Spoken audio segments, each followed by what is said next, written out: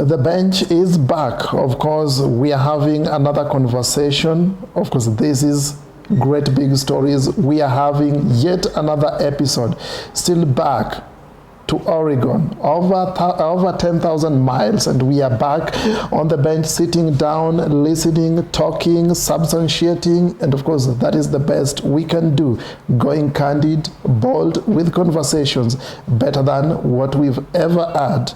And of course, I'm hosting a brother from Oregon. Ronnie is on the bench, and we want to talk about something slightly different. We were talking about now the technical aspect in our previous episode, the technical aspect onto the things that he is doing here. But I'll tell you what, he is the guy in front of everything and is the engine of the projects that we've just talked about. So we were substantiating the technical aspect. Right now, we want to understand the vision and how far this is gonna be and why in Kenya.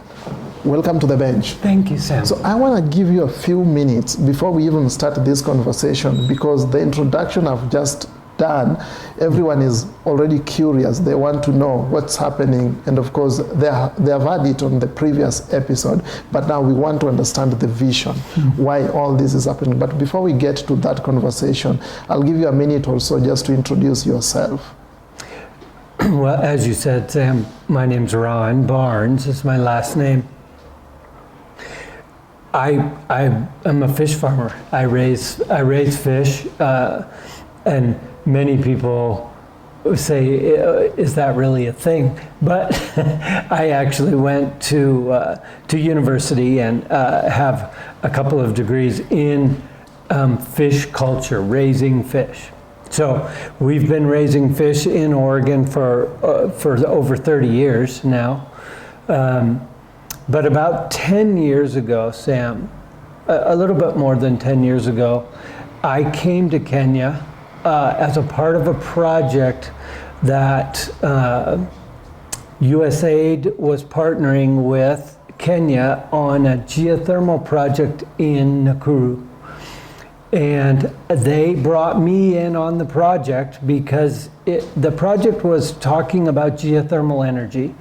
And so over there in that area, Olkaria and Bogoria and Lake Baringo,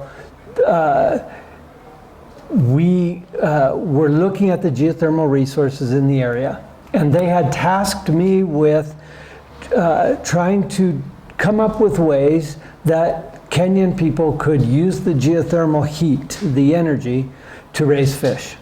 So over the course of a few years, I came back and forth a few times. But that 10 years ago, Sam started me on a path that's kind of led us here to today. And by that, it wasn't so much a spiritual path as it was an engineering and a biological path to learn how we could raise fish in these different climates. And by that I mean, Sam, if you'll recognize that Nairobi, and even much more so in Nakuru, the elevation is quite high. You know, if we're at, I think we're at, what, 4,900 feet here, I think. I'm not sure exactly in meters, but even in Nakuru, some of the areas we were looking at were as high as 7,000 feet. Well, it's very difficult to raise fish actually in those climates. The higher you go in elevation, the more difficult it becomes to raise fish. Mm-hmm. And so when I was here in those projects, they were asking me to design fish farms that would be able to work in these areas. And so it set me on this path of how can we do that and how can we do it efficiently. So over the course of time on our farm in Oregon, because Oregon is also high. My farm in Oregon is at 4,000 feet, so similar to here. So I face some of the same constraints there. And it's also a geothermal farm. So the water on our farm is actually 93 C degrees. So it's 200 degrees Fahrenheit. So we use that 200 degree water to raise fish. So we have spent the past 10 years, Sam, perfecting techniques to raise fish in these types of environments. One of the constraints that we had in Nakuru is they wanted us to develop a fish farm, but they didn't want us to have very much water. You know, and it's very hard to raise fish if you don't have water. But, you know, so I had to try to develop a system that would work on a very small amount of water. In Africa, everywhere, we're concerned about water and consuming water and being very efficient, and drought is a very real concern. And so we have developed these systems that don't use much water. So at the culmination of this, Sam, and we now have put this into practice commercially on our farm in Oregon. So it's tested, it's tried, and we're in production in Oregon and have been for several years. So at that point, then Pastor Victor from here in Riru was visiting in Oregon here a couple of years ago, and he mentioned that people in Kenya were beginning to struggle to feed themselves because of the drought, the ongoing drought conditions here in the Nairobi area, but even more so in the Malindi area. And I may be getting ahead of the question that you've asked, but as soon as he came and spoke, we said, okay, let's go. Because our system was complete, it was done, it was ready to take on the road. And so when he said that, we said, okay, let's go. And that's why we're here. Mm-hmm. So looking at that brief introduction, especially now what you've done over the years, talking about the project being tested for over the years, is this the first time now you are doing this in Kenya after those years of trial and experiments? Yes, it is. This is the first site. And to be honest, Sam, we didn't anticipate being in Kenya first. Some of the technology that we've developed is extremely applicable to island nations where there might not be a source of fresh water. So some of our designs actually can utilize seawater to raise fish and grow plants. And so we sort of expected to maybe be in the Caribbean or the South Pacific areas where they're, with climate change, starting to not have fresh water. Mm-hmm. The Bahamas, the Turks and Caicos Islands, Bermuda, Aruba. There's a number of islands in the Caribbean with quite a few people living on them that have no fresh water source. All of their water comes from rainwater. Mm. There's it's an island. So we thought we would be there. But Pastor Victor came, and so we said, we'll go here. Kenya's already on my heart because I had worked here previously. Mm. And so that was an easy choice. Now let's talk about that divine connection, and when that was mentioned to you and then you just say, let's go. What was the drive? What was the motive? 100% it's God. Because faith, Sam, is doing what you hear the Lord, you hear the Lord say to you, and then putting it into action. And faith, our faith is we hear God say, go this way, and so we start going this way. We don't see the end. Faith is saying yes when God calls you to move. You don't see the end. We don't always see the end, but we go that direction knowing that He's going to lead us. Mm-hmm. So our project, our company was ready to go. And when God said people are hungry, we said, let's go. Did we know what that would look like? Not necessarily. Do we know what it's going to look like? Not necessarily, but He said to go, and so we go. And so out of faith, we have been here now twice in Kenya, and by the third time when we come back, the farm will be in production. So a year and a few months from the time God said, I want you to go to Kenya, the farm will be up and running.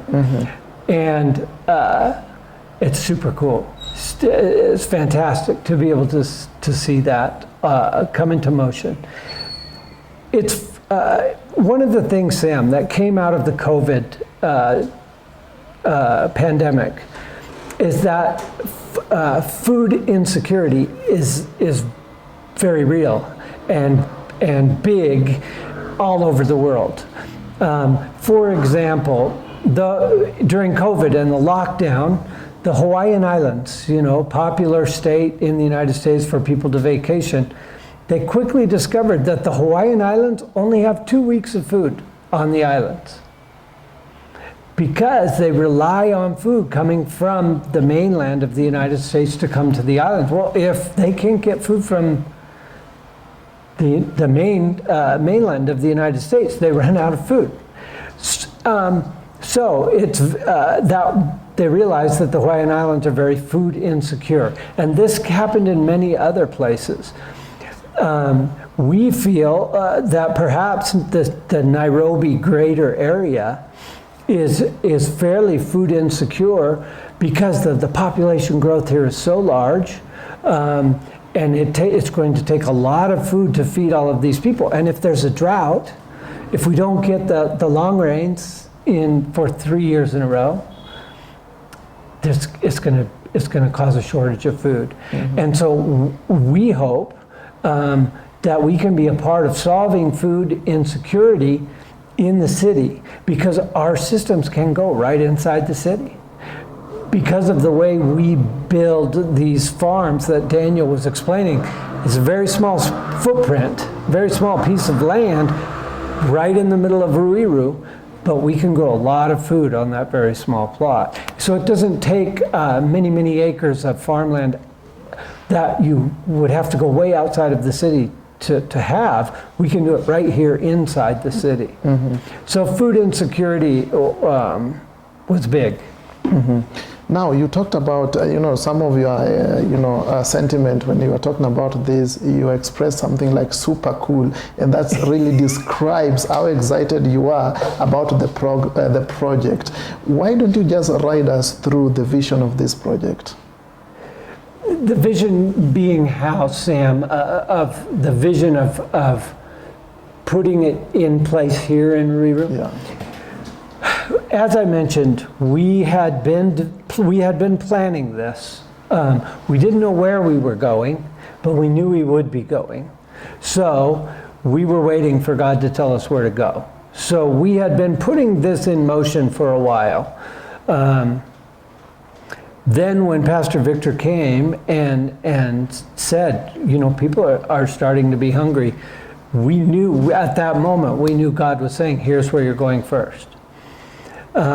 So God created the vision, and we're just trying to follow that.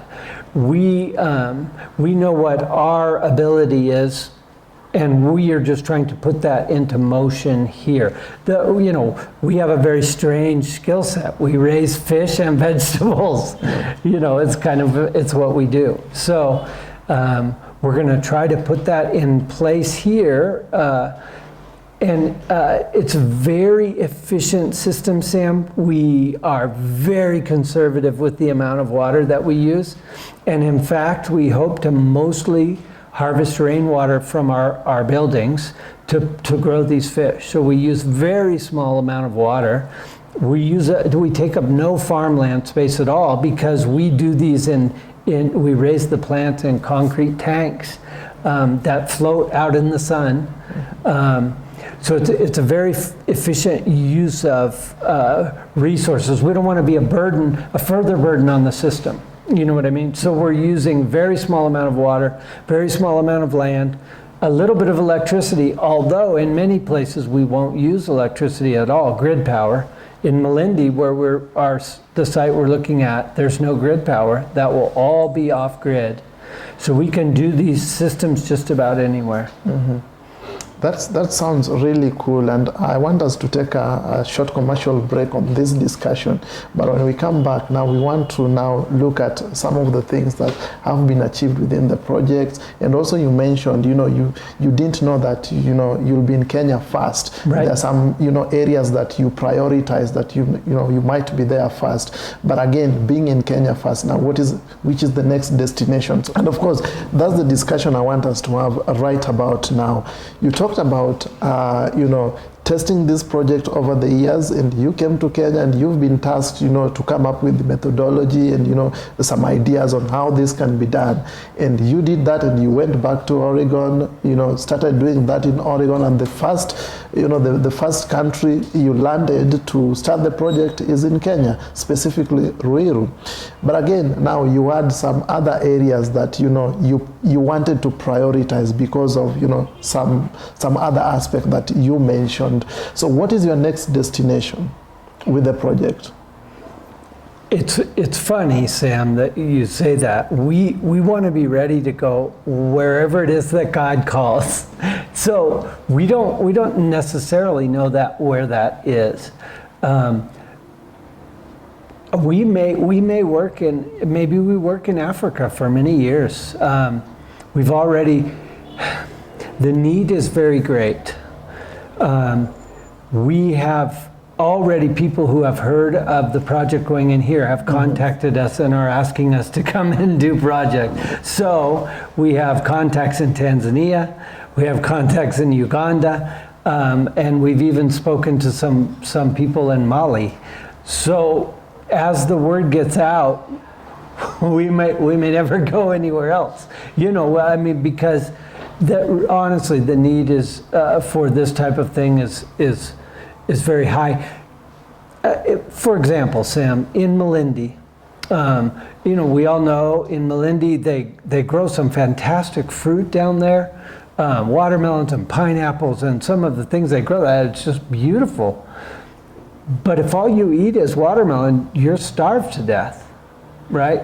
So what we provide potentially, the system that we do is that we can come in and we raise tilapia, which is a very high protein, low fat, very high quality, very nutritious fish for people that you need in your diet to survive.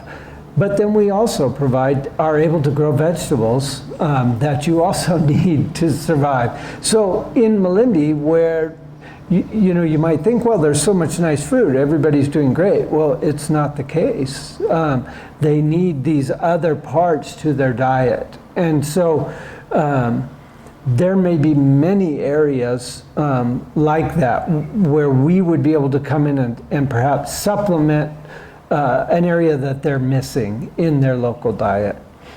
The soil in Malindi is not very good. And so we're able to grow crops because we don't use the soil. We're able to grow crops in Malindi quite well. It's that type of thing. So we want to be able to go anywhere. A second example, maybe, Sam, where I have felt like we might be important or able to help. You may have heard in the South Pacific Islands, particularly the Marshall Islands. There's a small island group there called the Marshall Islands, but there are a number of island nations in the South Pacific. With sea level rise, they're going underwater, and they're trying to figure out: are we going to be able to stay in our island nation, or are we going to have to actually move off our islands?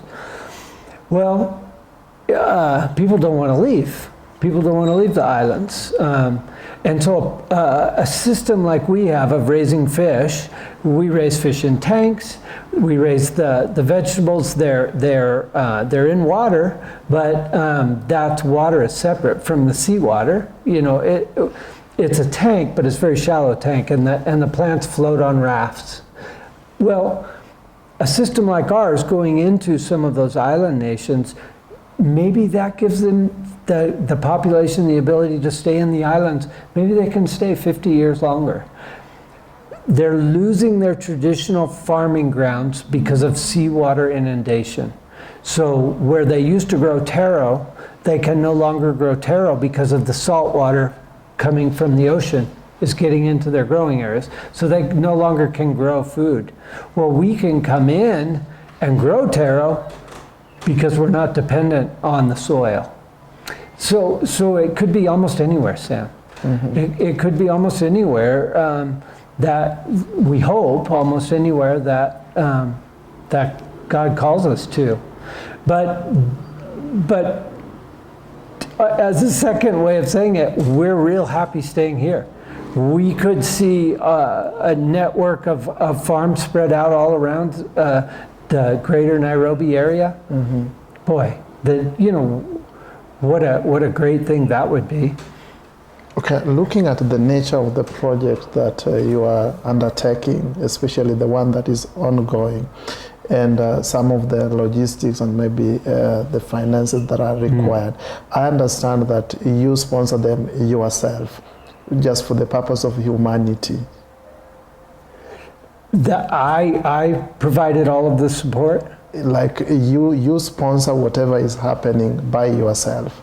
Well, Sam, there's a lot of people involved. Yeah, when God calls, he doesn't just call you. If he calls you, he's going to provide the means.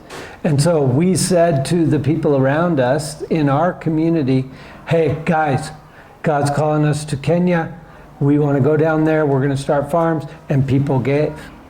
And so this farm in Ruiru is completely funded, all by money people gave in the United States for us to come and put this farm in. Now, can we do that for every farm?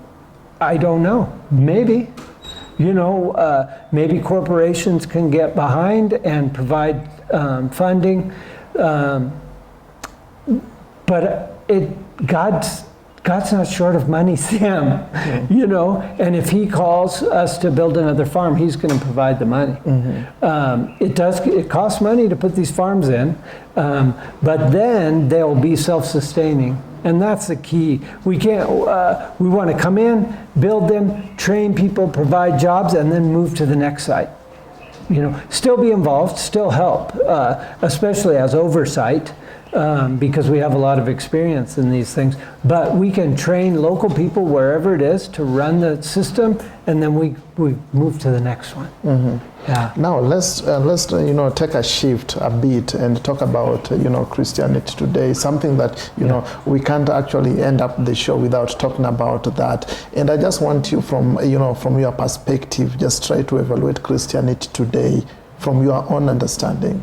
The perspective of where Christianity is today? Yeah. Man, the church, from my perspective, the Christian church in Kenya is strong. It's strong, and the faith of the people here is overwhelming. It's fantastic. And so being able for us to come in and partner with the local church, that's the best thing in the world for us. If we can be of some assistance to the local church, that's what we're really all about, Sam.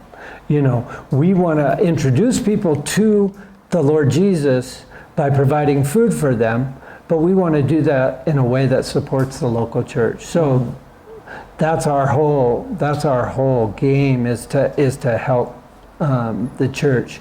But we see Christianity is strong and growing in many places around the world. So the church is. I feel like the church here in Africa is fantastic, and it's growing and alive and strong, and it's great to see. Well, now, we've talked about this generally, and if you look at, the journey of the project that is also undertaking, and, I also asked you about, why you are doing this for humanity, and some of the things that you mentioned, some of the answers that you gave, that was divine connection, because the time was right to do such particular projects. And also we talked about the drive. I want you in a minute or so just to summarize with a parting shot. Sam, I started by talking about food insecurity, and Daniel previously had mentioned it's a basic human right, we feel, to be able to feed yourself and your family.